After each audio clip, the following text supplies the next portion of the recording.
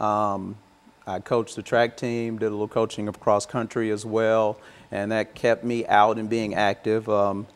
As you know, a lot of my athletic, I guess, prowess came from you, kind of watching you be an athlete throughout your adult life, and it made me want to go out and pursue that myself. After many years of, running and doing a lot of activity like that, basketball and such, I found myself a lot of knee problems. So the knee issues started to stack up. I ended up having 2 or 3 surgeries actually, and on the third one, the doctor said I got to find something else to do. And I asked for a suggestion. His suggestion was bicycling, and so I got on the bicycle back in 2008 and haven't stopped since. And you've been almost everywhere riding that bicycle, and I've always wondered exactly how in the world you become so committed to riding off to Memphis and wherever and riding every day. But of course you became involved in it, and I think that you've been involved. When did you first start bicycling as such? Well, I've always had a bike growing up. Always loved to ride road bikes. Not done much mountain biking, but to ride on road bikes was something that I'd always done. So I'd always ridden around Nashville. That was my mode of transportation. Didn't really have an automobile, so I would ride everywhere.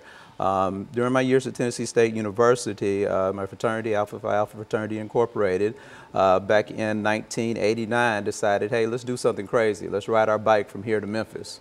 And nobody believed that we actually did it or that it could be done, but we got on our bikes then and we started what we call the Bike-a-thon. So the Bike-a-thon from Nashville to Memphis happens the second week in September every year. It's associated with the Southern Heritage Classic in Memphis, Tennessee. So we take off on a Thursday night. We ride 100 miles, 120 miles to Jackson, Tennessee.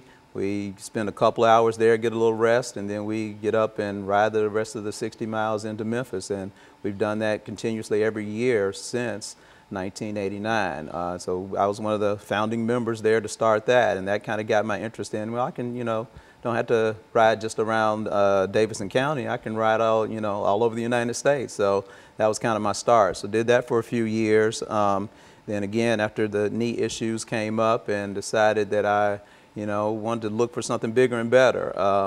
In 2008, 2009, I would go on what we call century rides, do a 100-mile ride here and there, do 2 or 3 of those a year, and I was really looking for some more. And so I stumbled across the Fuller Center organization in 2013, I believe, and saw that they had something where they would ride all the way across the country, and thought that that would be something that would be really challenging for me, and wanted to see if I could pursue that. And so this is an activity that we're going to deal with in the second segment, because I think that you've got some images of you and the work that you are doing around the Fuller Center, Corporation, and et cetera, and how important that is. And so why don't you make a statement over the last 30 seconds in reference to Fuller Corporation itself. What is that? The Fuller Center for Housing was founded by Millard and Linda Fuller. They're the same persons who started the Habitat for Humanity back in 1976.